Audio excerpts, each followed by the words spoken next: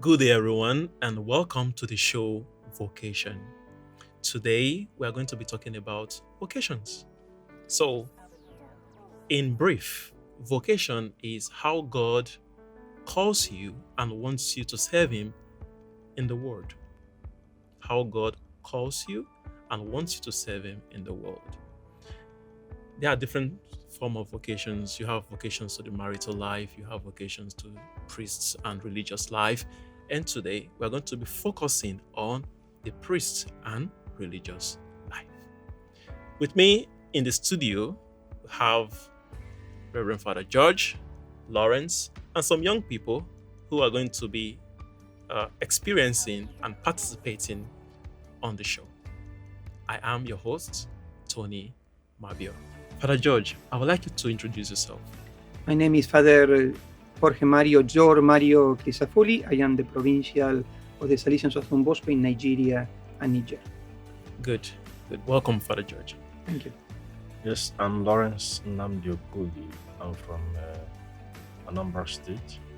And I'm a Salesian of Don Bosco. Good, Lawrence. And our young people, just tell us your names. My name is Rita Asemota from Edo State. I'm a graduate from sociology and anthropology. I'm a photographer and a beauty and wellness consultant. Wazir Jude. I'm a producer and I'm a sound engineer. My name is Charles Jessica Misoma. I'm from Enugu State and I'm a student studying at the University of Nigeria-Niger. Good. Welcome, everybody. Welcome to the show. It's kind of a little bit tense. Is it that the heat is too much, or I don't know? Anyway, let's just go straight to it. Now we are talking about vocations, and we have Lawrence. And Lawrence is going to be, he's preparing actually for his perpetual profession. But before then, Lawrence, can you tell us about your experience, your vocation story? Yes, first I wish to thank Father Tony for this invitation to be here. It's actually my first time. And my Salesian vocation started when I first met Grandfather Peace Ike. Actually, it's from my place. After his perpetual profession, he came back to do Thanksgiving. And seeing him was something that made a lot of impression in me, that I started to ask him, who is he? And he explained to me about the Salesian life, but not so much explanation. But he then asked me if I'm interested. It would be nice if I make the experience by myself and go in to understand better who is Don Bosco and who are the Salesians. And this has made a very good impact in me that made me to take the step to go to the Salesian community in Onitsha. And I met Father Nick, who was then the rector. And again, I asked him, who are the Salesians? And he explained to me, and he said to me, Don Bosco is our model. And from there, I started to learn about the Salesians and about the spirituality of St. John Bosco. And at one point in time, as you know, in our formation, during the novitiate year, I made the decision to become a Salesian of Don Bosco on 8th of September 2014. So it's been quite a long journey. I know that you're just giving us a kind of a brief story about your vocation. Now, you are preparing for the final profession. So what is this preparation all about? What is this final profession all about? Yes, as you know, it's also obtainable in our constitution that when someone reaches a certain years after the first profession, he has to publicly apply for the perpetual profession. And when the person is accepted by the provincial and his councillors, then you will begin the process of preparation, which is also constitutional. So for me, it has been an intense moment of trying to re-understand where I am at the moment and also trying to understand how best and how I can live my Salesian life. And also being a perpetually professed is actually what we have started on the day we accepted to follow Christ in the footsteps of St. John Bosco. But this time around, it's more intense because it's not just about to embrace a life that you are not sure, but then with the facilitators, thanks to Father Peter Moba, who has made a lot of effort to organize this program for me, and also thanks to the facilitators for the provincial and many more people who have contributed, helping me to understand what it takes to be especially professed in the Salesian congregation. So it has been an enriching experience that's not just that will not end at the preparation or on the day of my perpetual profession, but something that will continue to be part of me after my perpetual profession. Great. That is very, very good. We shall come back to you. Let's go back. Let's go to Father George. Yes, Father George, you are the provincial, the ANN, that is Africa, Nigeria-Niger province. And it is understood that, like as he said, that he has to apply. So what are the things that you look out for before you decide, you and your council, before you decide to say, okay, this person is matured enough to take the step? It is difficult to say when somebody is prepared really for perpetual profession to make an option that will be forever. That is not easy. I think only God knows when somebody is prepared to take this step. However, some people can say we have external signs to see if somebody is willingly and freely prepared to do this, to take this step in life. And we look at, for example, if the person is community oriented, he knows how to live in community, sharing with others in a common project of life. We look at the main fundamental evangelical counsels: poverty, chastity, obedience, that conform the person more to Christ. So you see if the person is able to cope with the demands of the evangelical counsels. And above all, we look at the mission. If the person has passion for the Salesian mission, love for Don Bosco, love for children, young people, passion for the salvation of souls, for the human integral development of the person. These are the external signs that show us that the person may have really a call to be for Christ and forever. Forever. I believe our viewers would like to know what it means to be perpetually professed for the Salesians.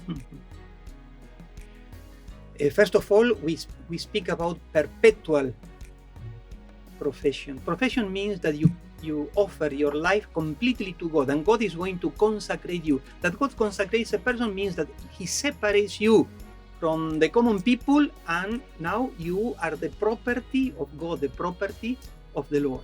And in this sense, you don't belong to yourself anymore. Now you belong completely to God and forever. And it is perpetual, so that means different from temporary. You can make something for a period of time, but in the consecrated life, it arrives the moment that you have to say to God, I offer my life to you forever. It's like going to an island with a boat, and you arrive to that island, your promised land. We call that island God. And then what you do is to go into the island and you burn the boat. You say, well, there is no way of return because I have risked everything. Everything I am, everything I have. I have no more personal plans. Now my plans are God's plans. I have no personal goods, no material things, because God is my only good. I have no different loves. I have only one love. It's the love of Christ, the love of God. So it's like risking everything. You go and you sell everything you have in order to get this pearl, this diamond, this piece of gold that is unique. But in order to take that step, you have to sell everything. To make perpetual vows means to burn the boats, to sell everything, and to tell God, now I am your property. My life belongs completely to you. Do with me whatever you will. That is total submission. That is, you resign yourself totally to God. Wow. Our young people, you heard what Father George said. Do you think that this guy is Lawrence? Well, I mean, what is going on in your minds now? Definitely, these things that we are saying, that Father George is saying, Lawrence is saying, I mean, I believe they're making you to ask yourself questions. So what are these questions? What questions do you have for Lawrence or for Father George? Okay, what I want to ask is, like, what prompted you to, go into this, to take up this vocation? Like, did you just wake up one day and, That is for Lawrence. Yeah. Like, did you just wake up one day and it just came to you? How did you find this vocation? Yeah, thank you very much. That is a very nice question. Actually, is what we call the discernment. It takes a lot of years before one arrives at this moment. And like what Father George said, before you'll be taking what we call temporary vows, like 2 years, 1 year, 2 years.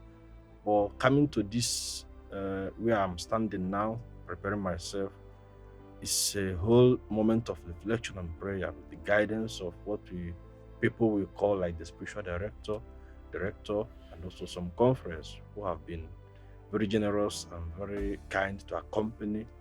In my own case, they have been very, very instrumental, helping me to understand because sometimes it's not easy, as you know, to listen to God's voice. But then, with the help of these people, I've been able to come to terms also with personal prayer and personal reflections to be able to say, I'm ready to give myself to Christ, to take Christ, to make an option that is Christ alone. So it starts a process, and the process is still not what I stop on the door of my profession, but after my profession, I will continue to say to God, He is my first option, and every day I have to say to God, you are my first option. Well, so Okay, so like, how did your parents feel when you dropped this? When you dropped this, like call it bombshell that you want to join, you want to become a priest. Were they skeptical? Did they agree? How was it? Okay, my case, my father, honestly speaking, wasn't so much happy when I said to him before that I have to join the religious congregation. As you know, also I'm the first son of my parents, and he had another plans for me to go to school and all that. But then when I said to him, he wasn't so much interested in the beginning.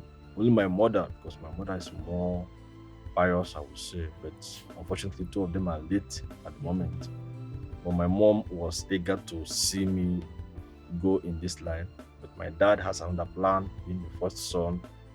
He wasn't ready till, I think, if I remember very well, it was during my pre-novitiate year.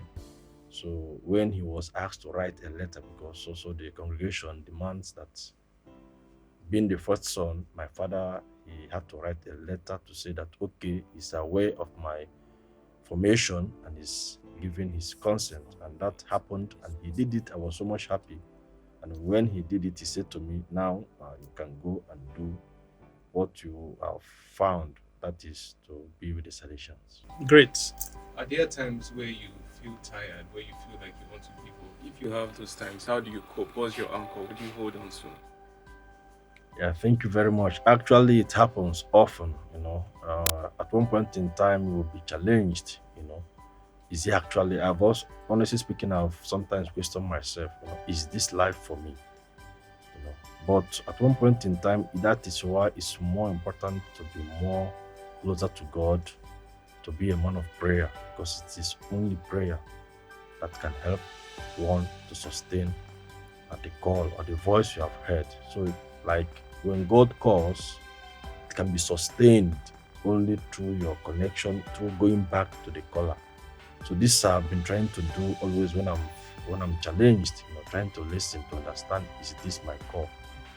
And I have to convince myself often that God is calling me despite the challenges, and He gives me, for me personally, I've also experienced this, the grace and the presence of God always assisting me. And when you trust Him, I tell you, it makes a lot of difference. When you believe that He's present, He's always there for me, and He has the good of me, and I think it has been of help to me to be able to make my discernment. And also through the prayers of Mary, Mother Mary, trying to entrust myself also to her help, asking for her help and assistance. It has been a great moment of experiencing God's love also in my life. Wonderful, wonderful. I don't know if you have more questions to ask. Yeah, but I want to ask a question that came to mind when he was explaining his father's initial refusal to allow him he said that he had a different plan. What could that plan be? Yes, that's very interesting. And my dad is a businessman, as you know, and he based then in Onitsha, and he had many plans for me because first, as regards business, he had wanted me to take up from where he's going to stop. But when I was not showing interest, for him also it wasn't so good for him. But another option was for me to go to school to study because also he felt, as the first son of the family, the person who will be able to maintain the name of the family and the reputation of the family, I should be able to go to school. But I said to him, I think I'm God. I desire to serve God. And that made him to also think, and upon at one point in time just said to me, you just have to go. But he had many plans either to study or to take up his business wherever he is going to stop, because also because of his health. So he had in mind that I should follow the same line. To take from where he's from where I stopping stopped, yes. and all of that. And Father George, is it actually that when somebody becomes a Salesian, finally professed, becomes a finally professed brother or a finally professed priest, is it that the name of the family that is coming from dies, or you cannot continue that line, or what have you? Everything depends how you look at the issue, because if you look with human eyes, you may say, well, he's not going to form his own family, a wife, children, everything is going to end. But you see, the vow of chastity is not simply you don't marry, you don't have children. The vow of chastity can make us really fruitful in life. And this fruitfulness is shown in so many ways. It's not that he's not going to be a father. He will become a father, not of biological children, but many, many people through his ministry will find life, will find joy, will find hope. And that will be his experience. So it's not that the name disappears. Mother Teresa never married a man, never had biological children, but we continue remembering her as a big saint. Don Bosco never married. Don Bosco never had a wife, never conceived a child, but we call him father and teacher of young people. So you see, to be fruitful in life, that your name will go on with history, that does not depend on having biological children. Depends on the holiness of your life, in how fruitful your ministry towards people is, how you give your life with passion for the salvation of young people. That will make his name Okoli to endure forever and to be fruitful in the history of humanity, in the history of the church, and in the history of the Salesian Congregation. Great. Wonderful. And Jude, you said you have something to say? Yes. It's actually, I don't know if I'll call it a question or something. Now, I grew up with priests, so to say, and I saw a lot of priests. They have formations, right? And many of them start being brothers before they become priests, right? And during that formation, before they become priests, they are actually very approachable, very humble, and talk to them and all that. When they become priests, a lot of them become very distant. You can't approach them at all. And it's beautiful to see the Salesians because of the vocation for youth. Many times we don't change that form, like becoming very approachable and all. Now, would there be a time when you take all this, you become non-approachable? Do you think that you will have that challenge? I think it all depends on how convinced the person is about the Salesian life. And Salesian life, as it is, places us always at the service of the church, and depending also on where one finds himself to carry out the gospel's mission. Sometimes I remembered also from our Rector Major, Pascal Chavez, once said also acknowledged that because of his work, he's a bit far from young people. But he's not saying that he cannot reach the young people, but because the physical contact, but then his writings and all that continues to inspire many young people. So approachable could be in a way that because of some work, you may not find yourself again so available to serve the young people. But then there is always a way, there is always a means by which you can continue to reach out to young people. And of course, the traditional way could be, like, for example, at the moment I'm in the youth center and I'm always there when I'm there to welcome the young people to be with them. But there will be a time, possibly you may not be where I am at the moment where I am now, maybe to build the young people. Then you could be in a position that may not allow you to be physically there, but then you can find a way also to reach out to young people. We have many Salesians who may not be in the oratory, but through whenever they have the opportunity or through writings like what Father Odiona is doing, Father Anthony, you may not see him in the oratory, but through this means of social communication is making an impact in the life of many young people. And this is also a way that young people can also approach him, not necessarily the physical approach that is traditional or that is obtainable in our context sometimes.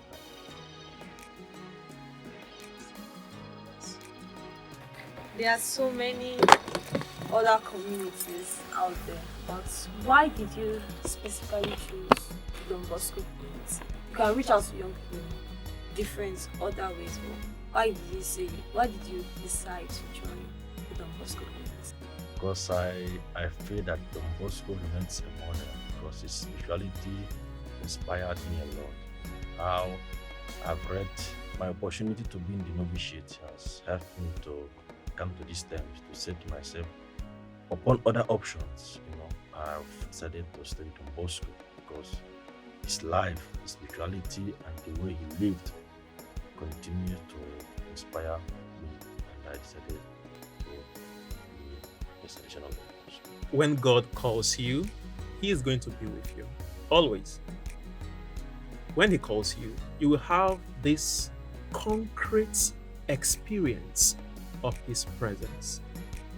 When He calls you, He is going to give you all the necessary instruments you need to respond to that call and to be faithful to that call. In line with this, we are going to listen to a song by David Hart, You Are Mine, performed by Emmanuel Eze.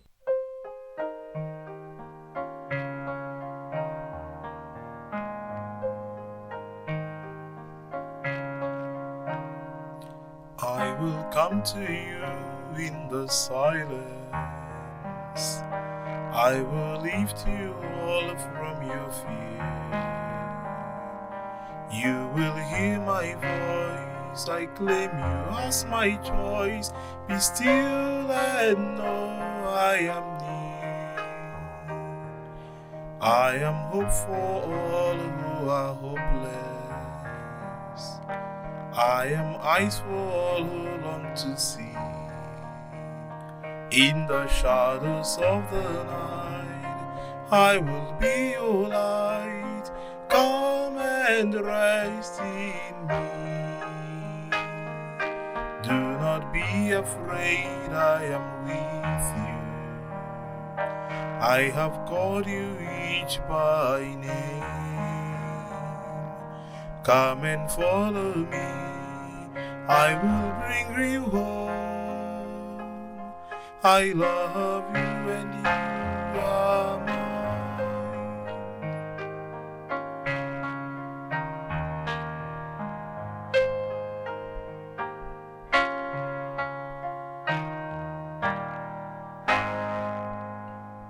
Wow.